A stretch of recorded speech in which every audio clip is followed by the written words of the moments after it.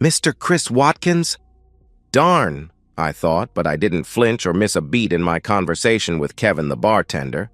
I had only been back in Texas for 6 months after a 3-year self-imposed exile. How did she find me?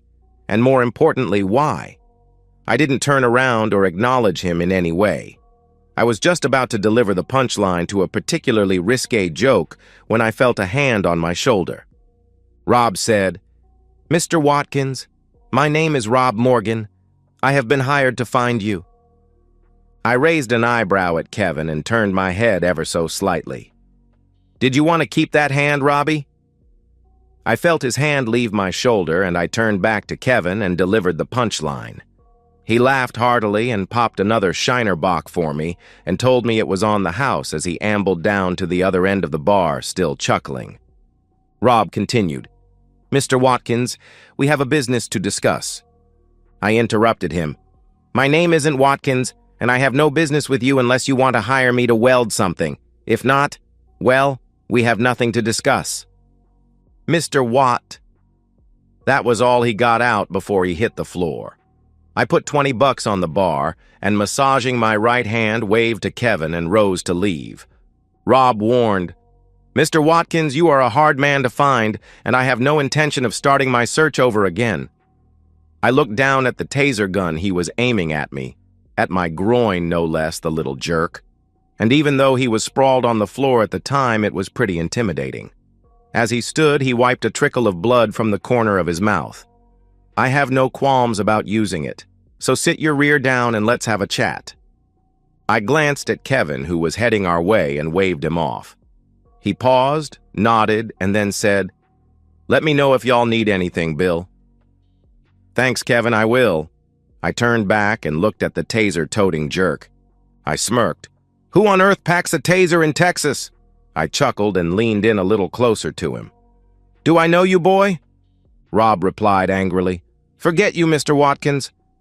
Your manners need some work, son. You can't have been raised in Texas. Why don't you call me Bill and then tell me who you are, what the heck you want?" "Bill." "Is it?" "Okay, Bill," Rob said cautiously. "Kevin set us up with a couple of beers and put it on Robbie's tab." I smiled, sat in the nearest booth, and asked, "So why don't you tell me who this Watkins guy is and why you have such a big stick up your rear about him?" "Okay, Bill. We'll play it your way. For the moment anyway," Rob began. "Mr. Chaz Watkins was a successful, wealthy Dallas businessman who disappeared without a trace just over 3 years ago. He is married to a Mrs. Amy Watkins, and they have a daughter, Sarah. She's 23. My name, as I told you, is Rob Morgan. I have been hired to find Chaz Watkins and return him to Dallas." "Really? 3 years, you say, and without a trace? What's that got to do with me? You seem to have mistaken me for him, but I am neither Chaz Watkins nor a successful businessman. My name is Bill Grant. I weld stuff for cash, play a little guitar, badly, and travel some." I had been so careful. Before I left, I paid a lot of money for a completely new identity. Since then, I have grown my hair and beard and lost about 30 pounds of fat and then added about 20 pounds of muscle. Amy wouldn't recognize me if I spat on her. I'd have to remember to put that to the test if I ever saw her again. When I left Dallas, I drove north and west for 3 days, stopped and found a trailer for lease, enrolled in a welding class at a local community college, and started my life over. I left everything but cash in Dallas. A high-paying job, 2 homes, cars, credit cards, keys, cell phone, clothes, and a lying, cheating witch of a wife. I paid cash for a used Ford F-150, registered it in my new name, and drove it to a music store where I bought a used but beautiful Martin Dreadnought. I didn't take anything with me but the clothes on my back. I rarely stayed in one place for more than 6 or 8 months and always paid cash. I didn't have any credit cards or a cell phone. I worked for cash, under the table, didn't file a tax return, and almost always stayed out of trouble. It had to be Sarah. I couldn't cut her out completely. About 15 or 16 months after I bolted, I sent her an email to let her know I was alive. I sent her another before every move from a public library computer just to let her know that I loved her and was thinking of her. I never told her where I was or why I left, and I didn't respond to any of her questions about either subject. She could squeeze that out of her horrible mother. Darn. Well, Bill, sneered Robbie. As I was saying, a little over 3 years ago, Mr. Watkins just up and disappeared, and no one seemed to know anything about it. For the first year or so, the police followed up, rather casually in my opinion, and many suspected he either ran off with another woman or that he was the subject of some foul play on the part of Mrs. Watkins. It was a difficult year for Mrs. Watkins personally, professionally, financially. Rob continued. She had tried to liquidate some of their assets but didn't have a power of attorney and couldn't get Mr. Watkins declared dead, so she was stuck. There was money in the bank but few new funds coming in, so she went through those rather quickly. She hired a lawyer to help her get her husband declared dead. Unfortunately for Mrs. Watkins, about 16 months after her husband's disappearance, their daughter Sarah received an email from someone claiming to be Mr. Watkins. Of course, the daughter was elated, but it made having Mr. Watkins declared deceased a difficult proposition. At that point, the police closed the case, and Mrs. Watkins hired my firm to find one Mr. Chaz Watkins and bring him back to Dallas to face charges of fraud and enable Mrs. Watkins to secure sole access and control to the marital assets. The poor dear, I tittered. She sounds in a pickle. So tell me, Robbie, how do I fit into this little made-for-TV movie? Well, Mr. Watkins, may I call you Chaz? Rob asked. You can call me Bill like everyone else, I replied firmly. I am authorized by the state of Texas to forcibly, if necessary, escort you, Chaz Watkins, to the Dallas County Sheriff to answer to charges of fraud and abandonment. I laughed out loud, much to his annoyance. That's a big mouthful for a little guy, Robbie. Your story is cute, but what fraud has been committed? When did bailing on a lousy marriage become a crime in Texas? And why would the Dallas County Sheriff give a darn? That dog just don't hunt, Robbie. I would say that if you ever do find this Chaz Watkins, you'll have to do a better job threatening him. He doesn't sound stupid to me. Seems to me that convincing him that he should return to Dallas is a long shot, and I suspect that if he just left, he had a good reason. Let me help you out with a little role play, Robbie. Why should he go back? What's in it for him? I'm guessing you'll have to dig pretty deep to come up with an answer to those questions. I emptied my beer bottle and swallowed. You can put your little laser pointer away now, Robbie. Under the table, I pulled the slide back on my Glock. He really ought to pay more attention to people. He lost a little of his color knowing there was a round in the chamber of the 9mm currently pointed at him, and gently placed his taser at the spot on the table I was indicating. I'd like to tell you a story, Robbie, I said. It's a story a friend of mine told me. Oh, I'd say about 3 years ago. You listening? Good. How about a couple more beers and a basket of wings, Kevin? My man, Robbie here is on an expense account. So there was this guy I met about 3 years ago. Let's call him Chaz. He was married to a woman. We'll call her Amy, and they very coincidentally had a daughter named Sarah. This is the story my friend Chaz relayed to me. I can tell you the moment my marriage ended, or at least the moment I knew it was doomed. It was Amy's 50th birthday. We had decided to celebrate her 50th birthday at our weekend home in the country, just the two of us. She had always been a quiet woman who had no interest in parties or elaborate affairs. We are fairly well off, and because of that, she had everything she needed and wanted. That made gift-giving difficult, but I spent months thinking about what to get her, subtly feeling her out in conversations, polling her friends, and I was happy with the gifts I chose for her. She apparently was not. It was clear the moment she saw them. Her face fell, just for an instant, before the mask of forced appreciation descended as she thanked me. We had been married for 24 years at this point, and I thought I knew her well, and it was obvious to me that she had expected something quite different. I chewed on that thought for a moment, and then asked her how she really felt. She assured me that she was happy, but the smile she wore was forced. I pressed the issue, and she finally acknowledged that the gifts were not what she was expecting, and she had hoped for something a little more, well, She wasn't sure what exactly. Just not these. If she didn't know, how the heck was I going to know? I apologized for ruining such an important milestone for her and told her that I would do my best to make it up to her. She told me that I could make it up to her if I wanted, but that she was really surprised that her 50th didn't rate more thoughtfulness from me. Huh? I tried explaining to her my reasoning for each of the gifts, but the more I said, the more irritated she became with me. In the end, I promised to make it up to her, and she responded, "If you'd have given me enough thought to begin with, you wouldn't have to try to make it up to me, and how do you make up for this kind of mess up? I'm never going to turn 50 again." Then she told me she wasn't feeling well and wanted to go home to Dallas. We rode home in silence, both of us seething.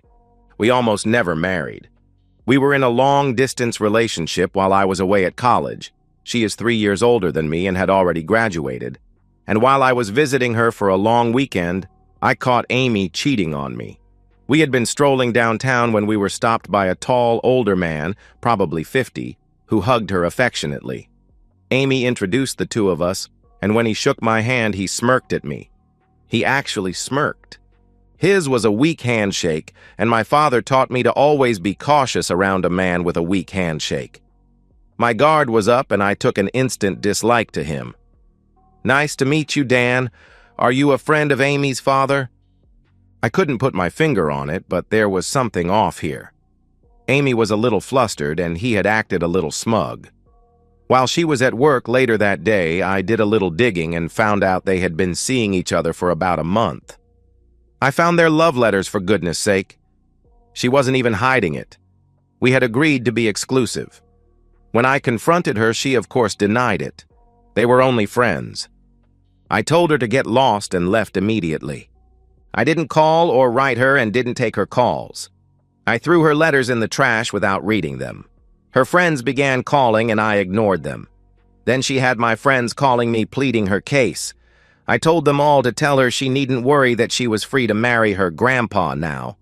I absolutely hate being lied to.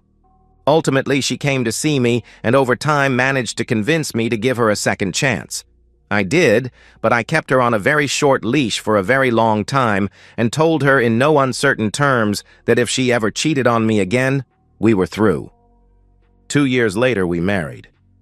She never did admit to the cheating. After 11 years of marriage, Amy threatened to divorce me. I was drinking too much, working too much, traveling too much, and she was no longer interested in sharing her life with me.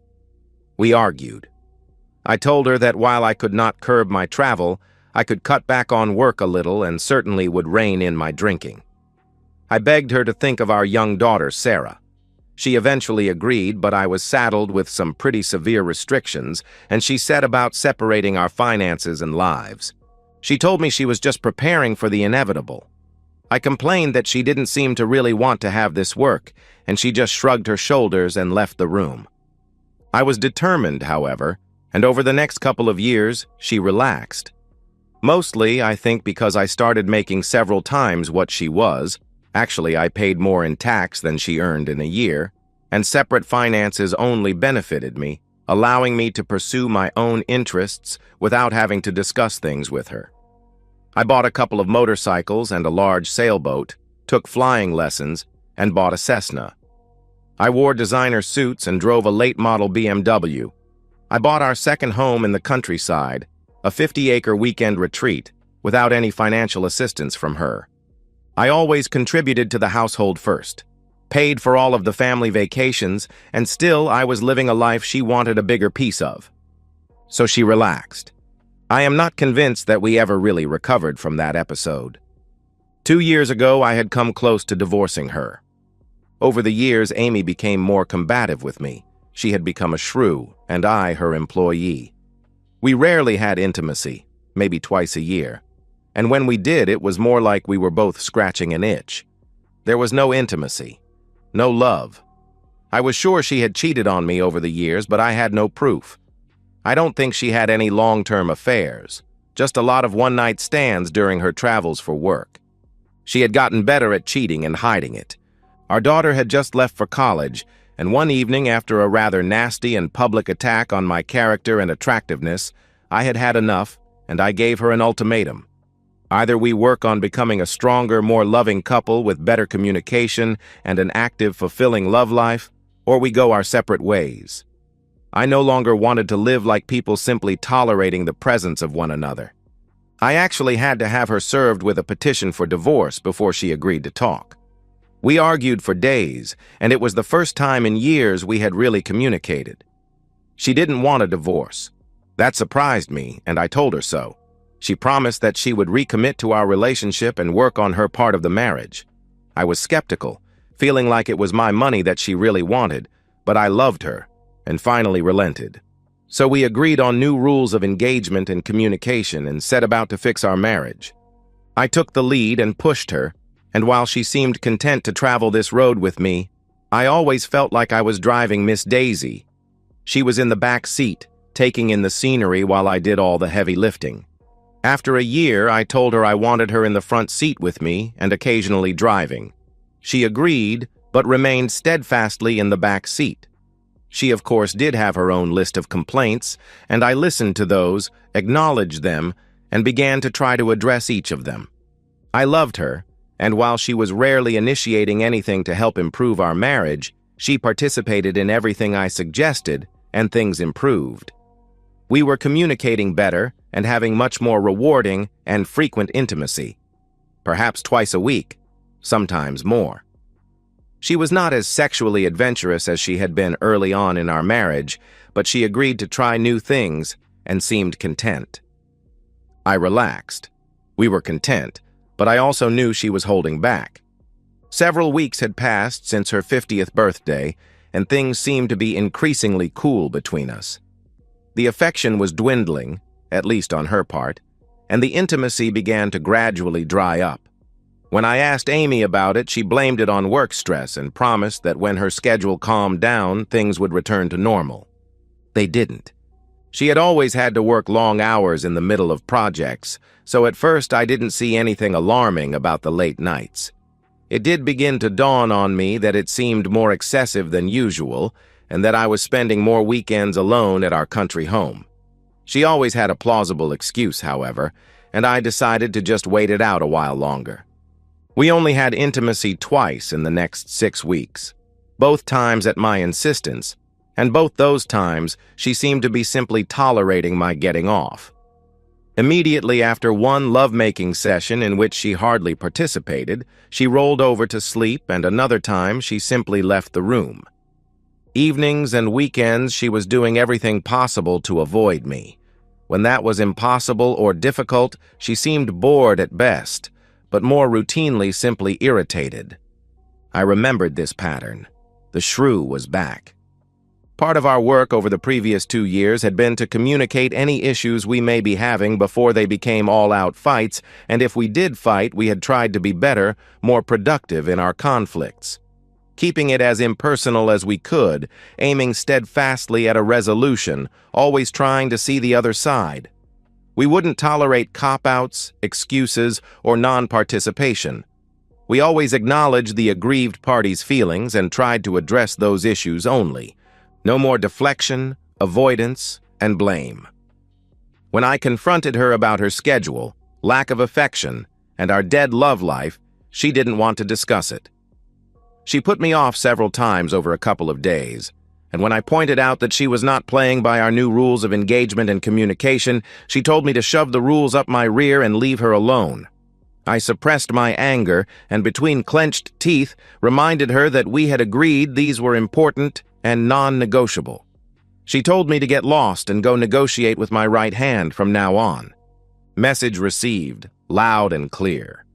Was she cheating on me? Perhaps. I didn't need to know. Texas is a no-fault state, but I wanted to know. It seemed clear that our marriage was now over, and if that was the case, her cheating made little difference, but I hate being lied to, and this time she would pay for it. I had often reminded her how I felt about fidelity and honesty. I understand that you can't choose who you are attracted to, but you can choose what you decide to do about it. I told her that if she was so attracted to someone else that she couldn't resist being with them, we would divorce first. I would be hurt, but I would respect her for respecting me enough to wait until we were divorced and being honest with me. We could part amicably, sort of, and I promised to do the same for her. I had to know for certain, and I had things to do. Before we had recombined our finances, some 8 years earlier, I had siphoned some of my cash into an investment account. I had also arranged with my employer to have all of my bonuses deposited in that new account. I never told my wife about this, mostly because she wanted to control our finances and I thought I could do a better job investing than she could. It turned out I was right, and my investment portfolio was now very healthy. One of the benefits offered by my long-term employer was tax preparation and filing services, and that was the one area my wife and I never came back together on. At her insistence, 13 years ago, we had begun to file our taxes separately, and she saw no real benefit to changing that, so we didn't. I suspected she was hiding money and decided that allowed me to keep that investment account hidden from her. I had planned to surprise her with the money in our retirement, assuming we made it to retirement. In my mind, if she wasn't cheating and we divorced, I would happily split all of our assets. But if she was cheating, well, that was different. I had to figure out how to protect this money. She would not be rewarded for betrayal and dishonesty. I also had to figure out how to gain control of our joint accounts, sell our Dallas home. It was in my name only, but she loved it. And try to retain our country property. I loved that place. We had planned to retire there, and I didn't want to give it to her or have to sell it. Of course, if it looked like I couldn't save it for myself, I would force its sale before I would allow her to take it. I have paid for it, furnished it, and maintained it for 10 years now. She simply wasn't entitled to it as far as I was concerned. If I had to, I would give her the house in Dallas. I wanted to dump it just because she loved it so much, but I would forego that pleasure if it meant I could keep my country home. This was going to take time, and I wasn't sure that she wasn't going to simply have me served someday soon, so I got to work immediately. The first thing I had to do was see a lawyer. One of my old college buddies was a corporate lawyer here in Dallas. I called him and asked him to meet with me, and he readily agreed. We met at a roadhouse near his office that evening, and over dinner and a couple of beers, I explained my situation and asked for a referral to a family law attorney, as well as his personal and legal thoughts on my situation. His legal advice was sobering. Basically, I was doomed. If I divorced her, there was no way to protect any of my assets from her. No legal means, at any rate. And while Texas still had a healthy good old boy network that frowned on cheating wives, no fault meant I might get a 50-50 split with a small alimony payment to Amy. No matter who did what, if she was cheating on me, then no harm, no foul. Give her half of everything you have and let her move her boyfriend into your house while you pay her alimony. He advised me to, from a legal standpoint where it impacted the status of my marriage, do nothing. I merely blinked at him. He smiled and said, "Don't divorce her. Change the equation. Find out if she's cheating, and if she is, forget her boyfriend and split with whatever you can take with you. Let her pony up for a divorce and try to recover anything you take with you." He did refer me to a shark of a lawyer specialized in family law. She was the only lawyer he would be afraid of if he and his wife were to divorce. Plan B it was. Yup, the gravy train was over for Amy. She continued to avoid me, and I let her. I didn't ask about her schedule or weekends or our love life or lack of intimacy anymore, and she seemed to take that as a victory, as if I had simply accepted the new situation. I was now spending most of my time at our country home, and rarely saw her. That seemed to please her. My new divorce lawyer met with me and helped me change the beneficiaries on my will and insurance policies, etc. She also suggested I hire a private investigator because, as she said, Texas may be no fault, but there ain't nothing like a little visual carnal evidence to nudge a negotiation in the right direction. I agreed. She recommended an ex-cop who ran an agency she had used for some time with much success and had her AA contact him to schedule an appointment. He saw me that afternoon, and I paid for the deluxe package and had our entire life wired for sound and video. Within days, they knew the who and the when and how long and were working on getting the video evidence my lawyer thought might help me if it came to divorce. A week later, I sat reviewing the video evidence. I was more devastated than I thought I would be, and even Plan B faded from my thoughts. The intimacy didn't strike me as anything special. He was not any better endowed than I am or in better shape. He didn't have any better techniques or even get her off most of the time. She didn't do anything with him that she hadn't done with me, but her paramour took every opportunity to run me down verbally, and she participated in that enthusiastically, even suggesting they get together in my bed next time, which they did. She didn't ask him to wear protection and was trying to figure out a way to trick me. Since I hadn't expressed any interest in intimacy with her for a while, they discussed how to overcome that. It was him who suggested cutting me off in the first place, but now the thought of deceiving me really had him turned on. And Amy, too, for that matter. I didn't know this woman and wondered if I ever truly had. I felt empty.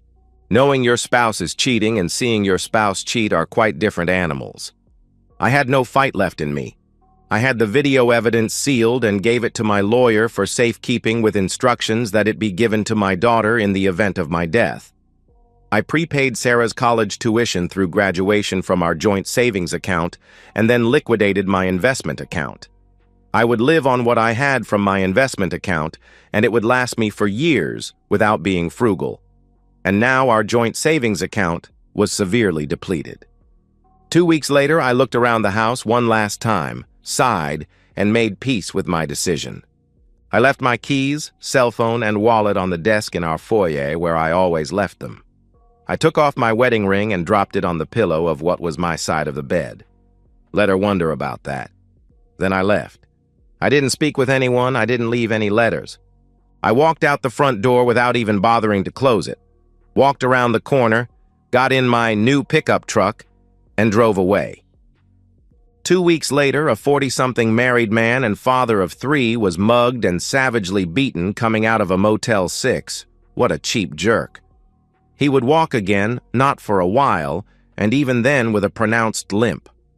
A month after the mugging, his wife received a FedEx package with video showing her husband being unfaithful with a woman who looked to be in her early 50s.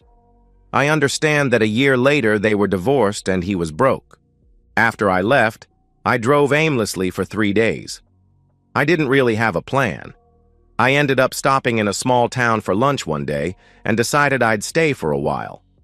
I found a small community college offering classes in welding and enrolled. Why not? After 12 months, I managed to find work welding for an auto body shop. I only had a year of welding classes, so I couldn't get a real welding gig, but found lots of people willing to hire a guy for cash since it was a lot cheaper than a certified welder, and most welders weren't interested in the little jobs I was taking. I enjoyed my work there for another 4 months before deciding it was time to move on.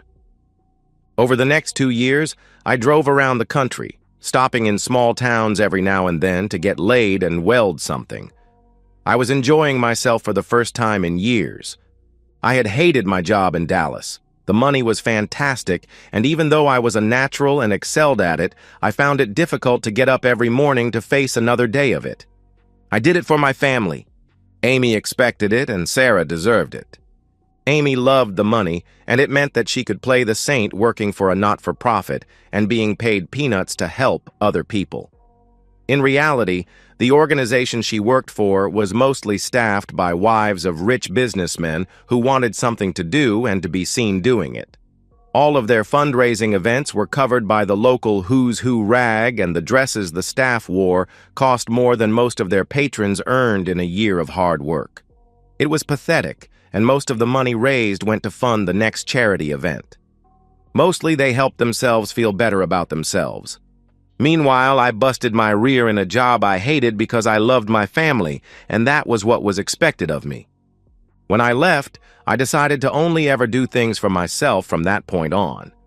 I had relationships with more than a few women over those 3 years. I enjoyed myself and hoped honestly that they did as well, but I was in it for me.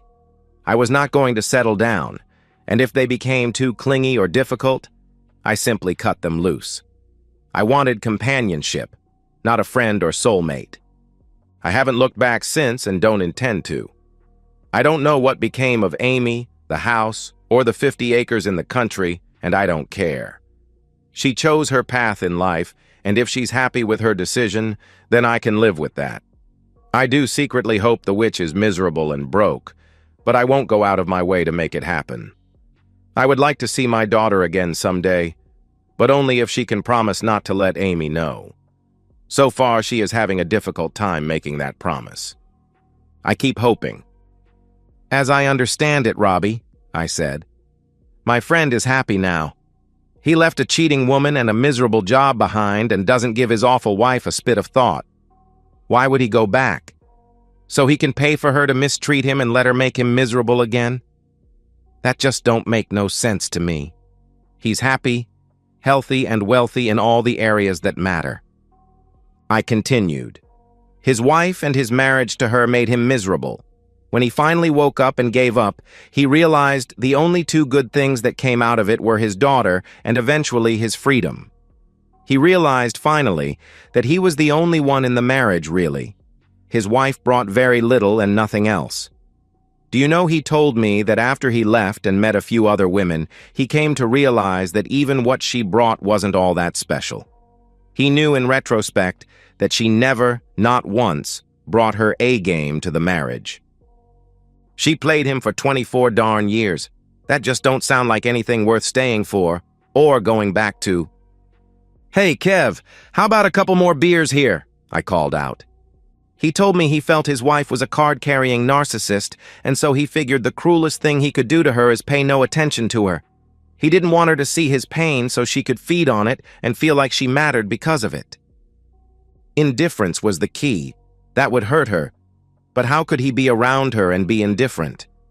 He decided if he just left everything he would be telling her, not only was he indifferent about her, but about their entire life together.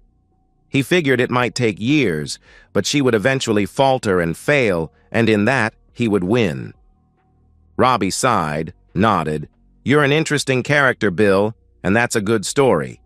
Where's your buddy these days? I shrugged my shoulders. Who the heck knows, Robbie?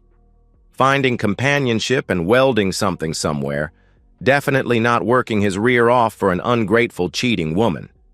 My bet is he's probably in Wisconsin. He told me he always wanted to see Wisconsin. Wherever he is, I'm sure he's as happy as can be and not looking to change anything. Say, why doesn't your friend Mrs. Watkins just file for divorce under abandonment? Wouldn't it give her the control of the marital assets she seems to want so badly? Seems to me an easy fix to her problem, and then you could stop looking for this Chaz guy and upsetting complete strangers in the process. There are no longer any assets to gain control of, Bill, Rob explained. She tried to file under abandonment, but because she tried to have him declared dead first, by the time she got around to filing, she had lost the house, the country property, and her job. You don't say? What happened and why you still looking for this guy? Well, she ran out of money. She couldn't afford the properties on her salary, and because she couldn't sell them both, properties went into foreclosure. The house was bought by an older retired couple, and the country estate by a company called CWW LLC. They are some kind of metal arts consulting company. Mrs. Watkins lost her job when it was discovered she was having an affair with a married employee. Wow, she sure does have wandering eyes, don't she, Robbie? He nodded. Well, I sure am sorry I wasted your time, Bill, but I did almost enjoy meeting you. He fished $40 out of his wallet, threw it on the table, rose, and extended his hand to me. No hard feelings? None, I said. But you should be more careful who you upset in future. You're lucky I'm such a patient guy. He laughed as he turned to go. He took about 6 steps before stopping, and without turning, he asked, Bill? Yes? For what it's worth, Amy still loves him. She's sorry and had hoped to get him back. She is depressed, drinks too much, and is not doing well. Women like her don't really know what love is, Robbie. They love themselves, and they love the things other people provide for them. They are users and are incapable of thinking of others. They are greedy and ugly and deserve any misery they bring on themselves through their abuse of others. If she was sorry, she wouldn't keep betraying other men. She is sorry only that she is not being provided for, that people might know the truth about her. She is sorry she got caught and that the money has dried up. If she were truly sorry, she might consider the feelings of her daughter and the fact that she is suffering without a relationship with her father. She might consider what she has put her husband through and leave him alone. She doesn't deserve him, but she won't acknowledge that. In her warped, sick little world, she is the center of the universe, and reality, responsibility, love, respect, and honesty only apply if they suit her purposes. He and his daughter deserve better, don't you think? He slowly turned to face me. "Chaz?" Rob asked. "Yes, Bob?" I replied. "Wisconsin gets cold in the winter, but I do know that Sarah loves it there. Maybe CWWLLC should relocate their office to Racine." "Thank you, Bob. They just might. They just might." And that's the end of today's story. If you enjoyed it, please give this video a thumbs up and drop a comment below. Your support helps the algorithm push my content further. If you're new to the channel, don't forget to hit that subscribe button. It really helps me keep creating more stories for you. Thanks for watching, and I'll see you in the next one.